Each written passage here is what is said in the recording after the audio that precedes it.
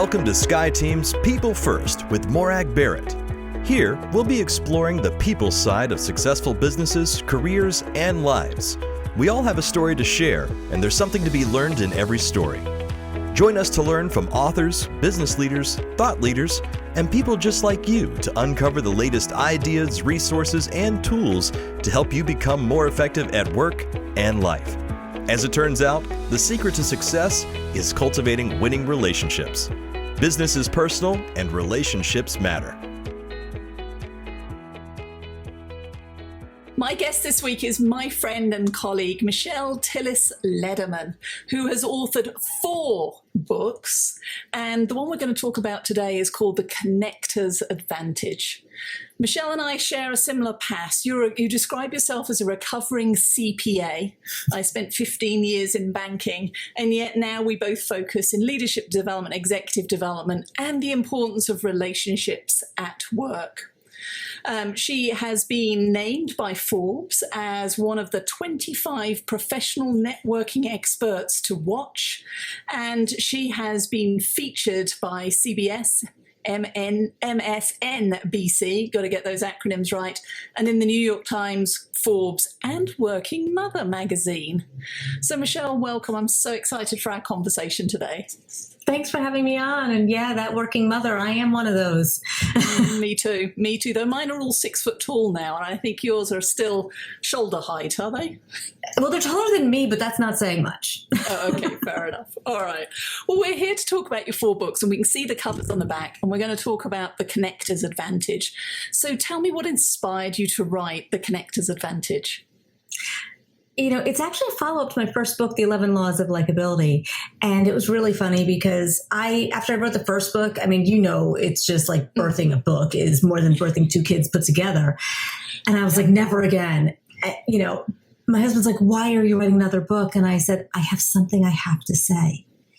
And that really was the impetus because I so believe in the power of connection and the advantage of connection and ensuring that we are not just connected in the individual, but in the organization. So connected leaders, connected cultures, connected to our networks, connected to our message. So I had something I had to say. I agree. I mean, I think I opened one of my other videos with, there are only 2 things that matter in business and life: relationships, and I can't remember the other thing. And it's funny because all of our schooling is focused on the numbers, the logic, our CPA, our banking background, and very little is invested in how to nurture and make those connections. So I know the first book, The 11 Laws of Likability, was all around networking. How does Connector's Advantage then build on that? It's funny, my brother-in-law walked into my office as I was finishing up The Connector's Advantage, and he said, oh, another networking book. I said, no, this one's about connecting. And he said, well, what's the difference? Mm-hmm. Oh, okay. And without thinking, I said, networking is something you do. Connecting, a connector, that's who you are. And It came out of me without thinking, and I was like, oh my God, that's the last line of the book. Mm-hmm. Yes. And really, that's the shift. So when we talk about likability, it was about what we do before, during, and after a conversation. It was about how we enable connection. It's how it forms, right? But this is about the mindset that we approach people with, life with, everything. A connector is somebody who prioritizes those relationships. And so when I think about being a connector, that is a way of being and thinking in all of my interactions, rather than, okay, now I'm going to do this thing called networking. All right, well, let's start with the basics. What are some of the common mistakes then that people make when it comes to networking and connecting? They're usually doing it with a purpose. They're usually out there like, okay, I need a client, I need a job, I shall now go out to my network. That's not connecting. And that's not really building a sustainable relationship if you're only going out there when you need it. Mm-hmm. It's that saying, build the well before you're thirsty or something like that. I don't know the exact phrase, but you get the idea. Yeah. So when we are always about me, right? So I have 3 major shifts we talk about. Talking about work to talking about anything, right? So the first mistake was, what do you do? What do you do? And it's all work focused. And you think if there's no connection there, then you walk away. Mm-hmm. right? The second is that it's a short-term approach, and that's that networking for need, networking for now. And with that short-term approach, you're going out there only when there's something that you're trying to accomplish for you. And the third shift is when we were thinking about, and I've seen our videos pop in and pop out. Spotlighting you, what can I say? And the third shift is around, it's not about you. Yeah. And it's not about them either, because that's just about, it's about me in reverse. It's about the relationship and the interaction and the exchange and what you can create together. Yeah. And so those would be the 3 shifts and the 3 mistakes that I talk about. I love that. It's the don't just call me when you need something. Call just to check in, especially now when we're all working remotely and we're not going to get those chance encounters. This is the proactive. And even if it means that you have to write a list and on Friday at 3:00 it pops up in your calendar as the reminder, it doesn't matter. You know you're doing it that way. All I know is that you called, that you care, and it isn't just a transactional relationship. There's something stickier. There's something more meaningful. And the beautiful thing about the fact that we're all virtual right now is that there's such an excuse. People always say, well, I don't have any reason to reach out. I feel weird. It's been so long. Doesn't matter right now. Just reach out and say, hey, you just popped into my mind. I have sent, I don't know how many emails that said, I was just thinking about you and I just wanted to check in. How are you holding up? Mm-hmm. What's going on with you? How are you feeling? So and sorry, I didn't mean to interrupt you there. I was just thinking about it, though. Now that we're at home, is this just for extroverts or is it introverts are as talented at doing this?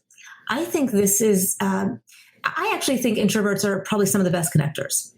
And in both of my books, I talk about good news for the introverts and the introverts' edge, right? Because they have a certain advantage when it comes to connecting in that they are great listeners.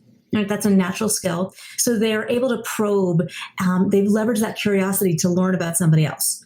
Where their stretch is in the share. Versus the extroverts are really good at the share, and they might need to stretch themselves on the probe. Yeah.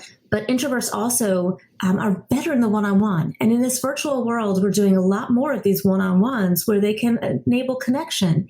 And I actually think that this is going to work to their advantage as well. Mm-hmm. Absolutely. So how do I know where I am in terms of my skill level of being a connector? Am I a beginner? Am I an expert? I don't know if you even know this, but I have a quiz. Yeah. I don't think you actually knew that. But no, I didn't. I'll have to go and take it. So I have a quiz, and I'll share the link. But basically, it's my website /connector-quiz or something like that. And it's a 3-minute quiz. It's 10 questions, and it helps you understand where you fall on the spectrum of connection. So when we think about connectors, there is a spectrum from non-connectors, which I'm sure is nobody who's listening, to the emerging connector. Mm-hmm. And I actually, in my book, use the example of my husband. I've watched him go through the levels of connection because he was an emerging connector. He's an introvert, and he understood the value, but was very uncomfortable with still building those skills. Yeah. Responsive connector is when and any time somebody reached out to him, he was responding, but he wasn't initiating. He wasn't reaching out. So now he is a true acting connector. He reaches out to people. They reach back. He's initiating, adding value. He's initiating introductions, and it's going in both directions. Mm-hmm. If you want to get to the upper echelons of connector, which I'm going to guess that's where you fall. Some days. It's really a culmination. So where we think about initiating versus responding at the lower levels, we want to think about breadth and depth at the higher levels. So when we think about depth, you become a niche connector. I know everybody in coaching. I know everybody in media. I know everybody in my town. I know everybody that's in HR. So it could be a function, it could be a company, it could be a geography, it could be an organization, but it's a niche. But you know everybody. Mm-hmm. When we broaden and become a more inclusive connector, we actually get to that place of a super connector because we're going up and down the ladder of hierarchy. We're going across geography. We're going across industry, function, race, gender, age, all of the diversity that you can think of. And you really have a broadened connection. And so if you cross your country's borders, then you're a global super connector. Oh, wow. So you're even going internationally now. Yes, it was funny. I was on a call being interviewed by somebody in London. He was for Forbes, and I'm somebody who's curious. It's one of the mindsets of a connector. And I started asking what he was doing. And it turns out he was doing a transition that was exactly like somebody else that I knew that happened to also live in London. And I said, do you know so-and-so? And he said, no. I'm like, well, I've got to connect you. And I was able to make him a local connection from across the pond. And I was like, oh, I guess I really am a global super connector. It's funny, isn't it? Once you start going out, and of course, we meet people when we're doing our keynote presentations, when we're working with our clients on our programs. And of course, they remember us and we have those 50 names, but it's amazing how far our reach. I think the last time we counted at SkyeTeam here, it was more than 20 countries, 4 continents, but more than 10,000 leaders that we've impacted and are within our network. So invariably there is somebody we know, or we are just one conversation away. And that's the power of connection. We get you one step closer. That's what it's all about. It doesn't have to be a direct connection. It is those second connections that I feel close to you, you're close to somebody, and there's a comfort in creating that connection between me and that other person. So I know for me, and one of the things you talk about is that to be a super connector, to be an effective connector, you need to have a vision, but you need to be ready and willing to ask for and receive help. And I'm willing to receive help. I'm just not very good at articulating and asking for it. I'm too independent. So can you explain why that's important? Yes, this is actually one of the other mindsets of a connector, is having a clear vision. Because connectors, the connector's advantage is faster, easier, better. Results, whatever you're working on, faster, easier, better is how you're going to get it as a connector. But if you don't know what you're working on, nobody can help you.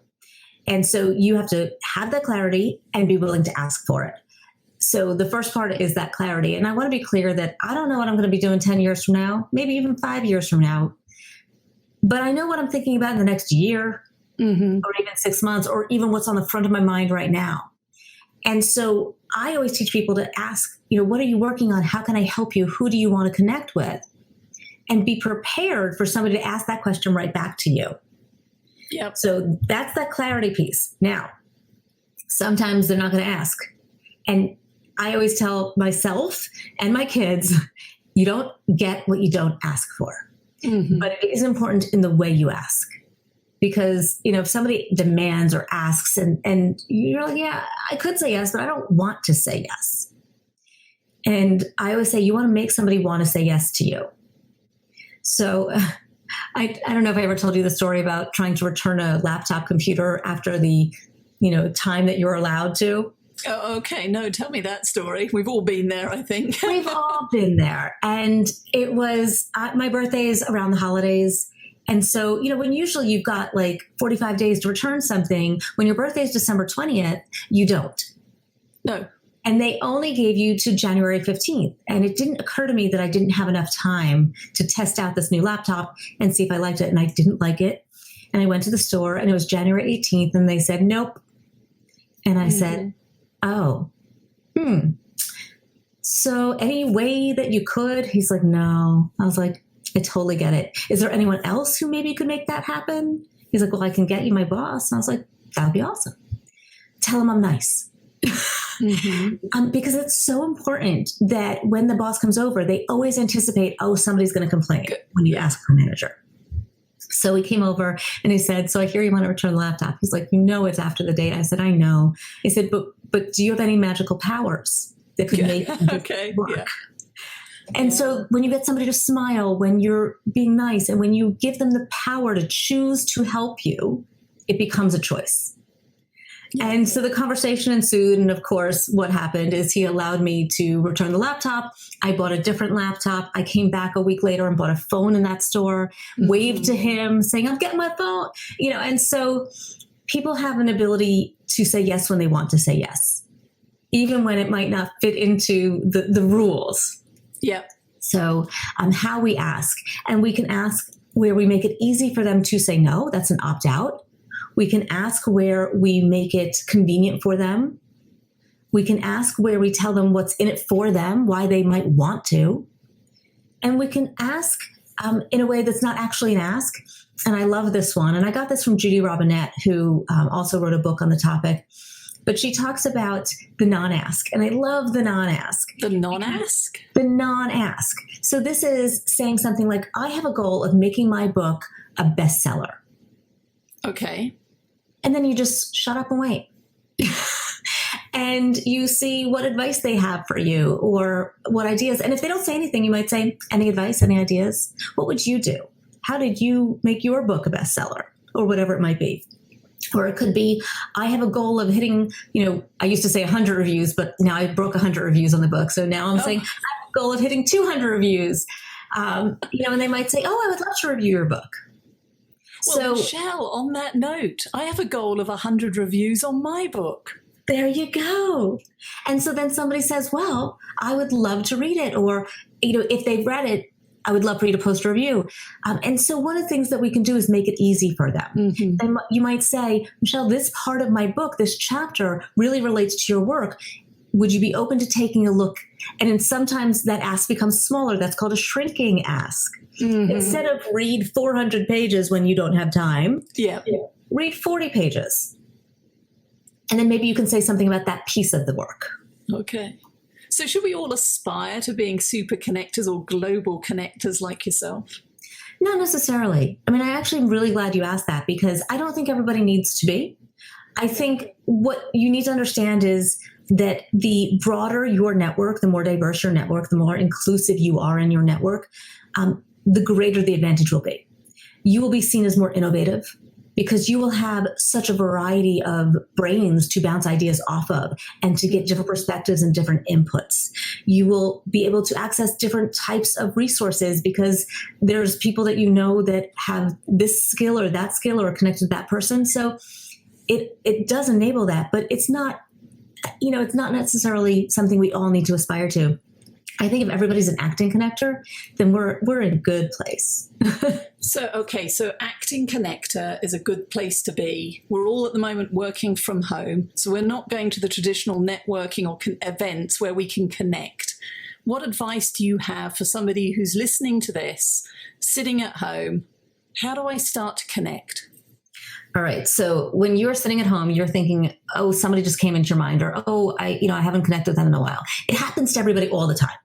When that happens, I want you to write down their name, jot it into your phone, and your phone or your calendar will then remind you of that person's name so that when it pops up, you want to go and send an email. You want to do an instant message, a text, a chat, whatever it was that you want to connect with them on.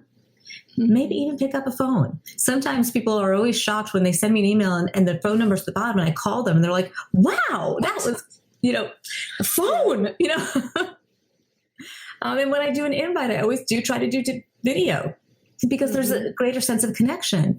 And I had a call this morning and I said, put your video on. Don't care if you're having a bad hair day. I'm like, I mean, no shower required, no makeup required, yoga pants appreciated, whatever it is. Yeah. Because when we have this face-to-face, it is as connecting as being face-to-face, except, just a little further away. So what is your favorite social media channel for connecting? That's a really big question. In terms of social media, my favorite channel is LinkedIn. Mm-hmm. And I welcome anybody who's listening to reach out and connect to me on LinkedIn and tell me that you heard me here. Mm-hmm. And I'll start a conversation with me. Tell me what resonated with you, where you heard me, why you're connecting, and you will get a response. I guarantee that. Yep. So that's my favorite social platform for connecting. Honestly, Skype and Zoom are great. I love a video chat. Yep. FaceTime. So my last question, you talk about the concept of an inclusive connector. Yeah. What does that mean? This is something that's really important to me right now. And in the recent times of the civil unrest, even more so. But it's always been important to me. And it's why I actually dedicated a whole chapter to it. When we think about being an inclusive networker or connector, it's about thinking about not just falling into some of the laws of likability that I talk about, mm-hmm. the law of similarity. We like people like us, right? People like us make us feel comfortable. We connect easier because we have so much commonality, so much similarity. But an inclusive connector is actually looking to find the similarities in people who might appear different. There's 3 rules that I have, or I don't know if I call them rules, but 3 ways that you can start to become a more inclusive connector. And one is to call out the similarities rather than the differences. Because I can go to somebody and say, you're man, I'm woman. I'm old, you're young, or vice versa. Or I'm short, you're tall, in our case. Mm-hmm. We can find our differences really easily. We have to look for the similarities and then call those out. We both share a passion for this. We both love animals. We both love travel. I remember going to a meeting once and thinking, oh my God, what am I going to talk to this woman about? We have nothing in common. We had a 2-hour conversation. We just had to find what we had in common. Call out those similarities.